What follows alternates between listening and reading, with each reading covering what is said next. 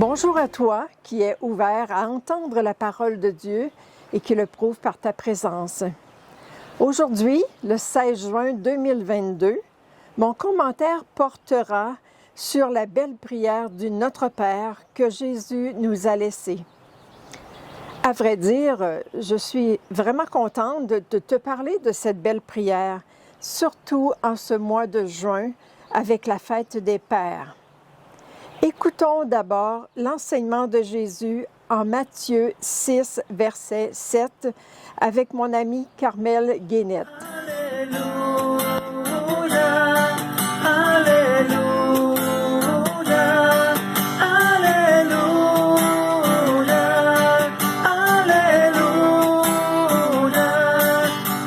Amen. En ce temps-là, Jésus disait à ses disciples, « Lorsque vous priez, ne rabâchez pas comme le font les païens. Ils s'imaginent qu'à force de paroles, ils seront exaucés.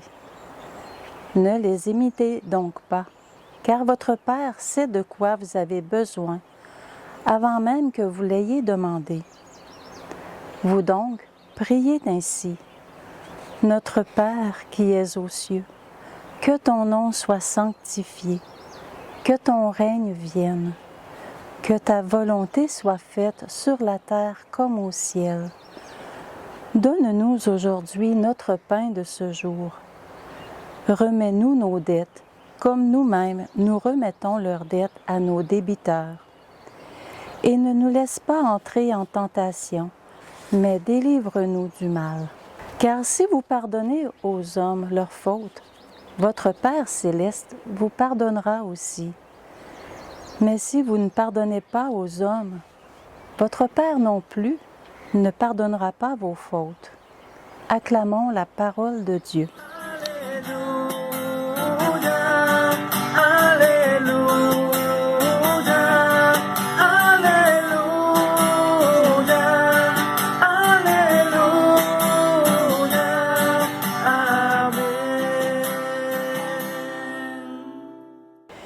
Voilà un grand cadeau de Jésus.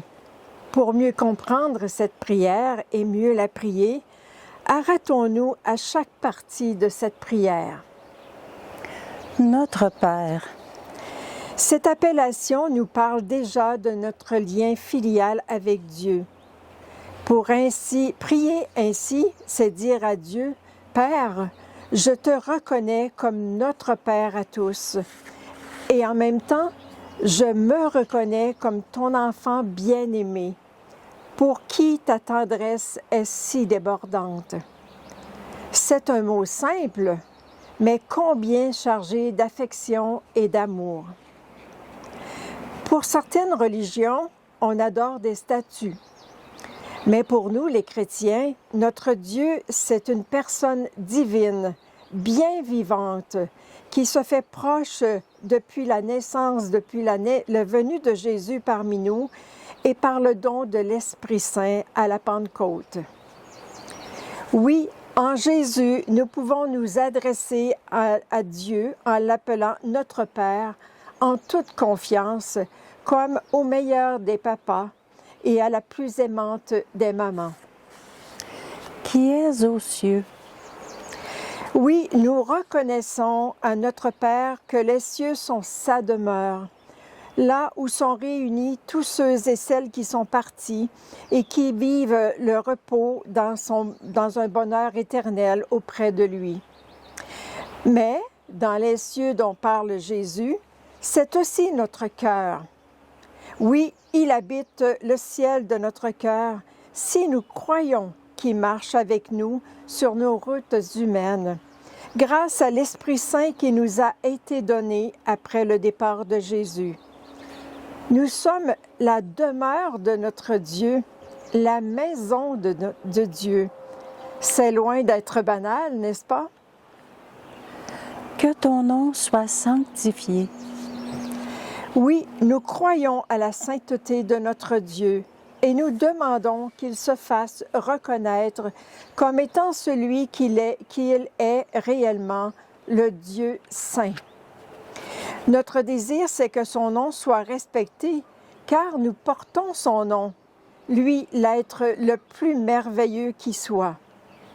Cette première demande que nous adressons à Dieu exprime notre désir profond qu'il soit glorifié par toute notre vie d'enfant de Dieu.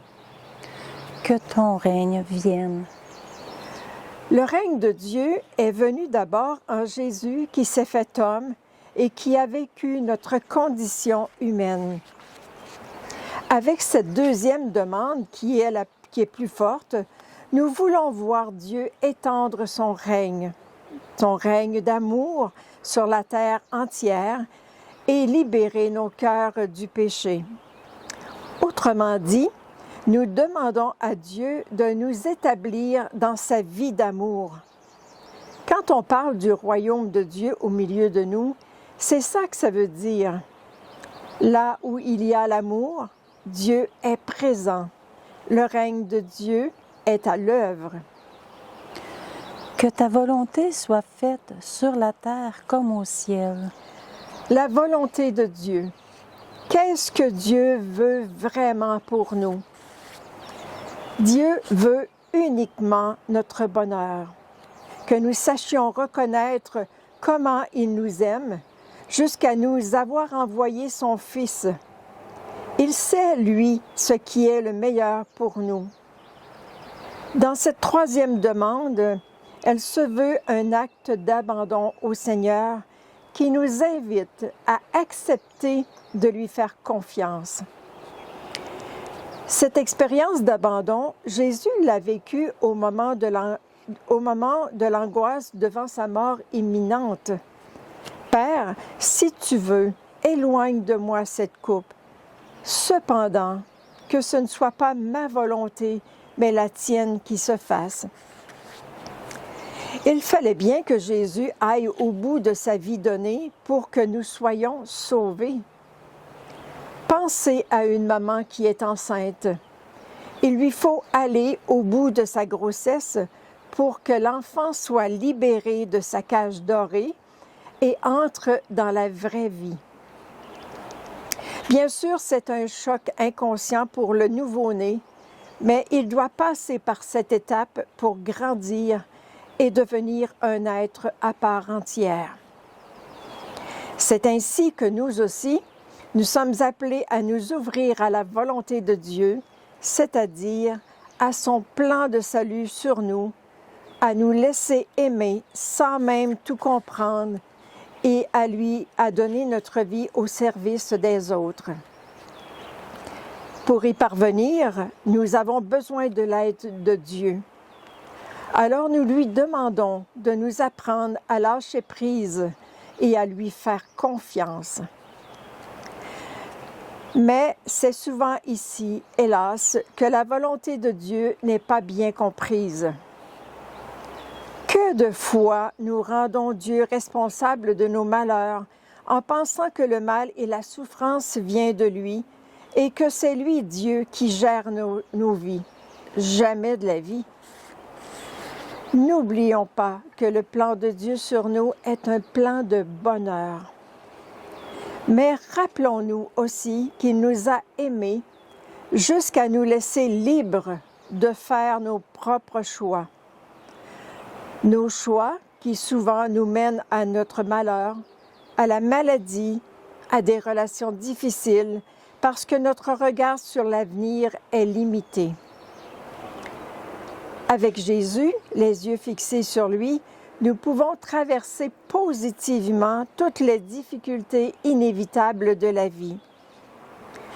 Je ne dis pas ici qu'il va régler nos problèmes, non, mais il va être avec nous pour nous fortifier dans la gestion de notre vie.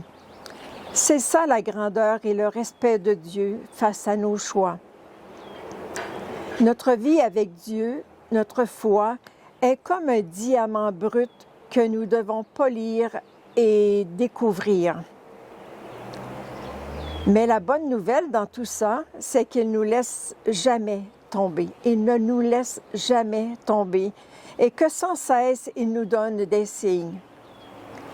À nous maintenant de nous habiliter à le reconnaître, à reconnaître les signes qu'il nous envoie, À nous de croire et d'accéder à son désir de nous voir heureux.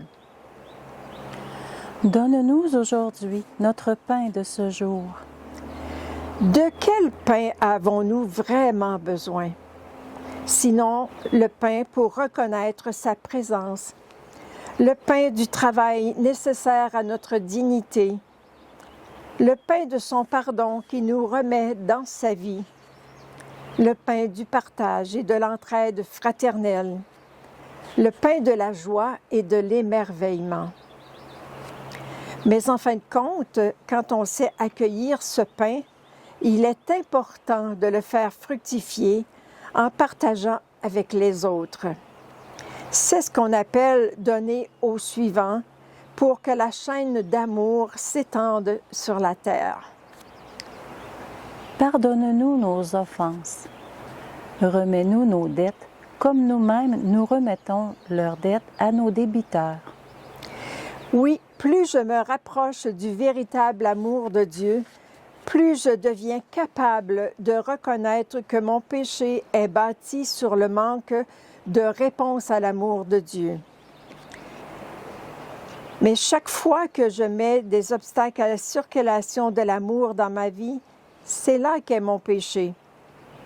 Au contraire, chaque fois que je pardonne, je libère l'amour.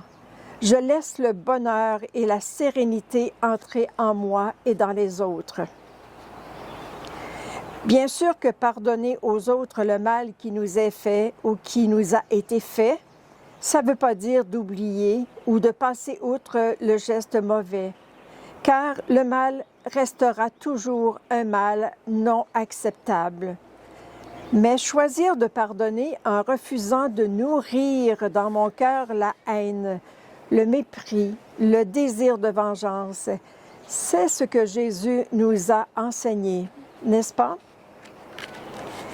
Nous savons par expérience que seul, c'est vraiment impossible, mais avec Dieu, je peux devenir une personne libre de l'intérieur et laisser Dieu être juge de tout. Ne nous laisse pas entrer en tentation.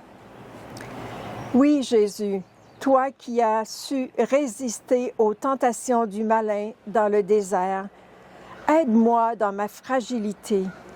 Aide-moi à lutter avec toi à mes côtés, à être consciente que de ma volonté sincère de prendre le bon moyen pour remporter la victoire sur la tentation, car c'est clair que le choix m'appartient. Avec toi, Dieu Esprit Saint, je saurai résister à la tentation pour vivre dans ta volonté de bonheur sur moi et ne pas m'éloigner de toi. Mais délivre-nous du mal. Oui, Seigneur, délivre-moi de ce mal que je me fais à moi-même et que je fais aux autres. Oui, apprends-moi qu'avec toi, je peux surmonter le mal de la tristesse et de la dépression, le mal du désespoir, de la violence et de la guerre, de la fausse liberté qui me replie sur moi-même en oubliant le bien commun, le mal de la soif de posséder, de l'argent qui malheureusement passe trop souvent avant le bien des autres, le mal des mauvaises relations, le mal de l'incapacité de pardonner et de partager, et on peut en ajouter. Oui, Seigneur, délivre-moi de ce mal qui m'aveugle et viens fortifier ma volonté de choisir le bien. Amen.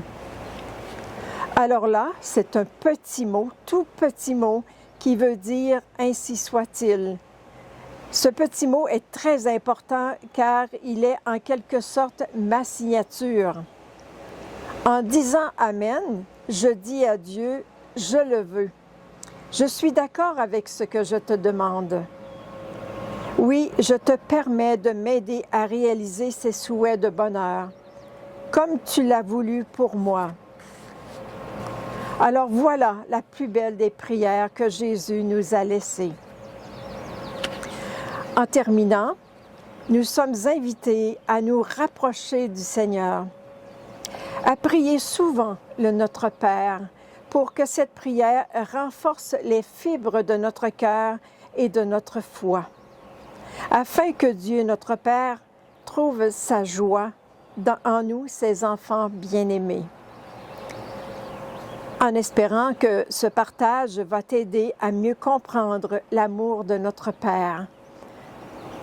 Alors accueillons ensemble la bénédiction du Père, du Fils et dans l'Esprit Saint. Amen. Bonne fête à tous les papas et en particulier à notre Papa du ciel, à Dieu notre Père. Bonne journée.